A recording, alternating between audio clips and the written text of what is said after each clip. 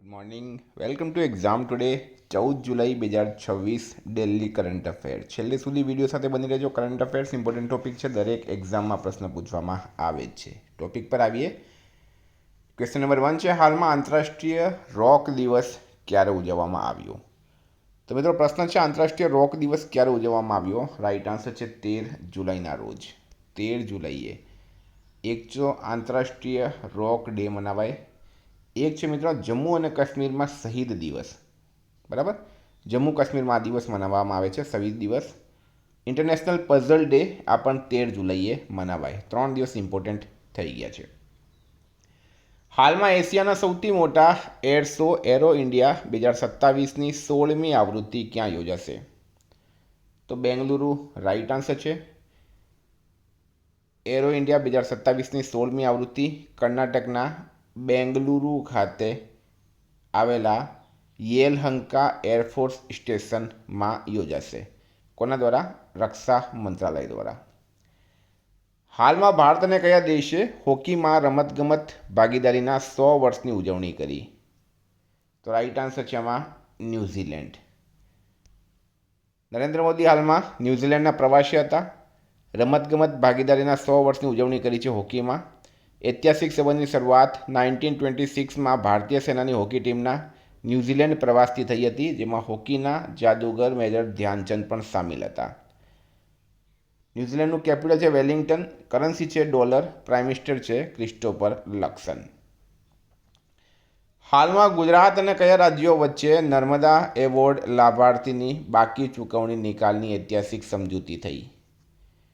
તો રાજસ્થાન, મહારાષ્ટ્ર અને મધ્યપ્રદેશ. નર્મદા એવોર્ડ લાભાર્થી રાજ્યોના વચ્ચે બાકી ચૂકવણી નિકાલની ઐતિહાસિક સમજૂતી થઈ છે. મહારાષ્ટ્ર, ગુજરાત, રાજસ્થાન, મધ્યપ્રદેશ વચ્ચે વર્ષોથી મિત્રો આ વિવાદ ચાલતો હતો, અને હવે ગૃહમંત્રી અમિત શાહની હાજરીમાં મુખ્યમંત્રી ભૂપેન્દ્ર પટેલ, એમપીના મુખ્યમંત્રી મોહન યાદવ, CR પાટીલ, મહારાષ્ટ્રના CM દેવેન્દ્ર ફડણવીસ અને રાજસ્થાનના CM ભજનલાલ શર્મા હાજર રહ્યા હતા.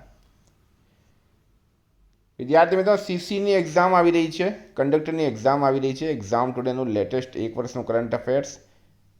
CCમાં લગભગ 25 માર્કનું કરંટ અફેર પૂછાય, અને એક્ઝામ ટુડેનું કરંટ અફેર્સ હંમેશા બેસ્ટ હોય છે. જે મારા જૂના સ્ટુડન્ટ રહેશે એ લોકોને ખબર છે, આપણું કરંટ અફેર દરેક પરીક્ષામાં 100% પૂછાય. તો પીડીએફનો ચાર્જ એક વર્ષનો ખાલી 300 રૂપિયા છે. 9510411961 પર ગૂગલ પે, ફોનપે, પેટીએમ કંઈ પણ કરો, સ્ક્રીનશોટ મોકલી આપો. 2 મિનિટમાં પીડીએફ મળી જશે. કોઈને 6 મહિના જોઈતી હોય, 8 મહિના જોઈતી હોય તો પણ આ નંબર પર મેસેજ કરો. હાલમાં વિમ્બલ્ડન ટેનિસ ટુર્નામેન્ટમાં મહિલા સિંગલ્સનો ખિતાબ કોણે જીત્યો? તો લિન્ડા નોસ્કોવાએ. મિત્રો આ ચેક ગણરાજ્ય દેશની છે. લિન્ડા નોસ્કોવા ચેક ગણરાજ્યની છે. ઉપવિજેતા બની છે કેરોલિના મુચાવા, એ પણ ચેક ગણરાજ્યની છે. વિમ્બલ્ડન 2026 મહિલા સિંગલ્સનો આ ટુર્નામેન્ટ હતો, અને 21 વર્ષ એમની ઉંમર છે. વિશ્વની પ્રથમ ઇન્સ્યુલિન દવા અવિકલી, જે અઠવાડિયામાં ફક્ત એક જ વાર લઈ શકાય, હાલમાં ક્યાં લોન્ચ કરવામાં આવી?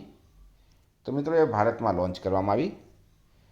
અને આ દવા જે છે એ વીકલી લેવાની હોય. બીજી બધી જે દવા હોય મિત્રો ઇન્સ્યુલિન દવા એ ડેલી લેવી પડે છે, ઇન્જેક્શન પણ લેવા પડે છે. આ અઠવાડિયામાં એક જ વખત લેવાય બેઝલ ઇન્સ્યુલિન દવા અવીકલી, હાલમાં ભારતમાં લોન્ચ કરવામાં આવી. આ દવા ડેનમાર્કની ફાર્માસ્યુટિકલ કંપની નોવો નોર્ડિસ્ક દ્વારા લોન્ચ કરવામાં આવી છે. 7 છે, કયા રાજ્ય સરકારે સમાન નાગરિક સંહિતા એટલે કે યુનિફોર્મ સિવિલ કોડ પર 9 સભ્યોની નિષ્ણાત સમિતિની રચના કરી? રાઈટ આન્સર જેમાં પશ્ચિમ બંગાળ. મિત્રો સમિતિના અધ્યક્ષ છે રંજના પ્રકાશ દેસાઈ. સમિતિના સભ્યો છે કુલ 9. હેતુ છે યુસીસીના ડ્રાફ્ટ બિલની કાનૂની, સામાજિક અને વહીવટી દ્રષ્ટિએ સમીક્ષા કરીને સરકારને ભલામણ આપવી. કેપિટલ છે કોલકાતા. CM છે સુવેન્દુ અધિકારી, રાજ્યપાલ RN રવિ. ભારતમાં માથાદીઠ આવકના રેન્કિંગમાં હાલમાં કયું રાજ્ય ટોચ પર રહ્યું છે? તો રાઈટ આન્સર જેમાં સિક્કિમ રાજ્ય. માથાદીઠ આવક એટલે શું? તો માથાદીઠ આવક એટલે કોઈ રાજ્ય અથવા દેશની કુલ આવક ને તેની કુલ વસ્તી વડે ભાગ્યા પછી મળતી સરેરાશ આવક. સિક્કિમની વાત થઈ તો કેપિટલ છે ગંગટોક. CM છે પ્રેમસિંહ તમાંગ, રાજ્યપાલ છે ઓમપ્રકાશ માથુર. હાલમાં કયા રાજ્યનો જન્મદર પહેલી વાર પ્રતિ 1010થી નીચે પહોંચી ગયો છે? તો મિત્રો જન્મદર ઘટી ગયો છે કેરળનો. 2024નો જન્મદર 9.64 પ્રતિ 10,000 વસ્તી હતી અને હવે 2023નો જન્મદર 11.06 પ્રતિ 1,000 વસ્તી હતી. બરાબર. તો 23 કરતાં 24માં ઘટી ગયો છે. કેપિટલ છે તિરુવનંતપુરમ. સીએમ છે વીડી સતીશન. રાજ્યપાલ છે રાજેન્દ્ર આર્લેકર. અદાણી ડિફેન્સ અને એરોસ્પેસે હાલમાં દક્ષિણ એશિયાની સૌથી મોટી ખાનગી મિસાઇલ ઉત્પાદન ઇકોસિસ્ટમ ક્યાં સ્થાપવાની જાહેરાત કરી? તો મધ્યપ્રદેશમાં. મિત્રો કેપિટલ છે મધ્યપ્રદેશનું ભોપાલ. ભોપાલની નજીક આવેલું છે શિવપુરી. શિવપુરીમાં આની અદાણી એરોસ્પેસ દ્વારા આની સ્થાપના કરવામાં આવી છે. રોકાણ છે 2500 કરોડ. વિશેષતા છે ભારતના ખાનગી ક્ષેત્રમાં પ્રથમ વખત એક જ સ્થળે missile system integration, composite propellant ઉત્પાદન અને ટીએનટી ઉત્પાદન થશે. હવે એમપીની વાત કરું મેં તો મધ્યપ્રદેશના 4 પરંપરાગત પાક જેમાં જાંબલી, અરહર અને ક્ષત્રિય ડાંગરનો સમાવેશ થાય છે અને ભૌગોલિક સંકેત એટલે કે જીઆઈ ટેગ આપવામાં આવ્યો. રીવાતી સુંદરજા કેરીનો પ્રથમ આંતરરાષ્ટ્રીય કન્સાઇનમેન્ટ મોકલવામાં આવ્યો. ઇસરોએ શ્યોપુરમાં ગગનયાન પેરાશૂટ એરડ્રોપનું સફળ પરીક્ષણ કર્યું. મધ્યપ્રદેશમાં દક્ષિણ એશિયાના સૌથી મોટા ખાનગી ક્ષેત્રના મિસાઇલ ઉત્પાદન કેન્દ્રનો શિલાન્યાસ કરાયો. મધ્યપ્રદેશ સરકારે નવા વક્ફ કાયદા હેઠળ રાજ્ય વક્ફ બોર્ડનું પુનર્ગઠન કર્યું. ભારતની સૌથી ભારે 120 વાહન માઉન્ટેડ મોર્ટાર સિસ્ટમ ગરુડાસ્ત્રનું મધ્યપ્રદેશથી સફળ પરીક્ષણ કરાયું. કેન્દ્ર સરકાર 2026 to 2035 દરમિયાન ઉડાન યોજના અંતર્ગત કેટલા નવા એરપોર્ટ બનાવશે? તો મિત્રો ઉડાન યોજનાની સુધારેલી આવૃત્તિ આવી ગઈ છે અને એ મુજબ 100 નવા એરપોર્ટ બનશે. કુલ બજેટ છે 28,840 કરોડ. લક્ષ્ય છે 100 નવા ઉડાન એરપોર્ટ અને 200 હેલિપેડ વિકસાવવાનું. બરાબર. મિત્રો ઉડાન એટલે કે ઉડે દેશ કા આમ નાગરિક યોજનાની શરૂઆત 2016માં થઈ હતી. મંત્રાલય છે નાગરિક ઉડ્ડયન મંત્રાલય. IREDAના નવા CMDને વધારાનો ચાર્જ કોને આપવામાં આવ્યો? તો IREDA એટલે Indian renewable energy development agency. એની સ્થાપના 1987માં થઈ હતી. મુખ્ય મથક ન્યૂ દિલ્હી ખાતે આવેલું છે અને આ મિત્રો નવરત્ન PSU છે વિજયકુમાર મોહંતીની એને વધારાનો ચાર્જ સોંપવામાં આવ્યો અને એમણે હવે ગ્રહણ કર્યું છે.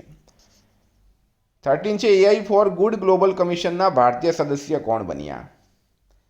તો ઉદ્યોગપતિ મુકેશ અંબાણી, સુનિલ ભારતી મિત્તલ અને લક્ષ્મી મિત્તલ. બરાબર. આ બધા ભારતીય સદસ્ય બન્યા છે. કમિશનનું નામ છે AI for good global commission. કુલ સભ્યો છે 44. સહઅધ્યક્ષ છે પોલ કાગામે જે રવાંડાના રાષ્ટ્રપતિ અને માર્ક બેનિયોફ છે. ભારતીય સભ્ય મુકેશ અંબાણી, સુનિલ ભારતી મિત્તલ અને લક્ષ્મી મિત્તલ. 14 છે હાલમાં butterfly ultimate table tennis season 7નું ઉદ્ઘાટન ક્યાં થયું? તો એ ગોવા ખાતે થયું હતું.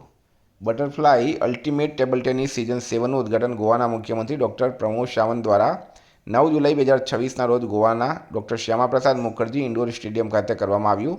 લીગના ઇતિહાસમાં પહેલી વાર છે જ્યારે આ ટુર્નામેન્ટ ગોવામાં યોજાઈ હતી.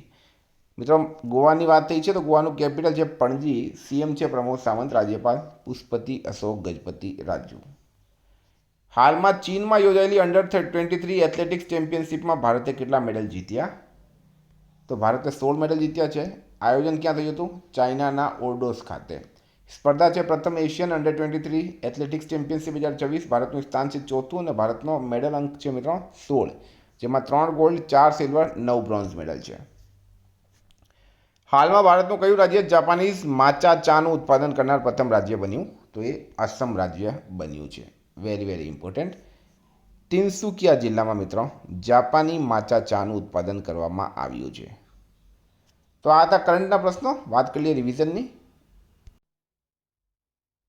મિત્રો 13 જુલાઈ 2026 રિવિઝન પર આપણે આવી ગયા અને આ જો તમને PDF જોઈતી હોય તો નીચે ટેલિગ્રામની લિંક આપેલી છે. ટેલિગ્રામમાં જોડાઈ જજો. બરાબર. આ PDF તમને ત્યાં મળશે. વિશ્વ પેપર બેગ દિવસ ક્યારે ઉજવવામાં આવ્યો? 12 જુલાઈએ. અત્યાધુનિક માનવ વન્યજીવ સંઘર્ષ ઉત્કૃષ્ટતા કેન્દ્રનું ઉદ્ઘાટન કોઇમ્બતુરમાં થયું. ભારત અને કયા દેશે 2030 સુધીમાં દ્વિપક્ષીય વેપાર બમણો કરવાનો ટાર્ગેટ રાખ્યો છે? ન્યૂઝીલેન્ડ. હાલમાં ADBએ 2026-27 માટે ભારતનો GDP વૃદ્ધિ દર કેટલા ટકા રહેવાનો અંદાજ લગાવ્યો? 6.6%. 6 છે હાલમાં પ્રકાશિત થયેલા ગ્લોબલ લાઇવેબિલિટી ઇન્ડેક્સ 2026માં કોણ ટોચ પર છે? કોપનહેગન. 7 છે 158 વર્ષ પછી ભારતમાં દુર્લભ જાંબલી ફૂલોવાળો હિમાલયનો છોડ સાયનાન્થસ હુકેરી ફરી ક્યાં જોવા મળ્યો? અરુણાચલ રાઇટ આન્સર છે. હાલમાં કયા રાજ્ય સરકારે પ્રથમ ડેટા સેન્ટર નીતિ 2026-29 શરૂ કરી? ગુજરાત. યુસીસી માટે રચાયેલી ઉચ્ચ સ્તરીય સમિતિના અધ્યક્ષ તરીકે કોને નિયુક્ત કરવામાં આવ્યા? રંજના પ્રકાશ દેસાઈને. કયા રાજ્યને બાગાયતમાં વધુ સારા પ્રદર્શન માટે કૃષિ નેતૃત્વ એવોર્ડ મળ્યો? ગુજરાતને. હાલમાં કયા રાજ્યમાં મોન્યુમેન્ટ એડોપ્શન સ્કીમ શરૂ કરાઈ? તો દિલ્હી રાઇટ આન્સર છે. 1 થી 7 જુલાઈ સુધીમાં કેટલામાં વન મહોત્સવનું આયોજન કરાયું? 77માં. હાલમાં વિમ્બલ્ડન ટેનિસ ટુર્નામેન્ટની 139મી આવૃત્તિનું ક્યાં આયોજન કરાયું? લંડન ખાતે. હાલમાં ગૃહમંત્રી અમિત શાહે જયપ્રકાશ નારાયણ પુસ્તકાલયનું ઉદ્ઘાટન કર્યું છે ન્યૂ દિલ્હીમાં. એસ જાનકીનું નિધન થયું છે. તેઓ એક ગાયિકા હતી. અને રક્ષામંત્રી રાજનાથ સિંઘે સ્વદેશી સ્ટીલ ફ્રિગેટ INS મહેન્દ્રગીરીનું ઉદ્ઘાટન કર્યું છે વિશાખાપટ્ટનમ.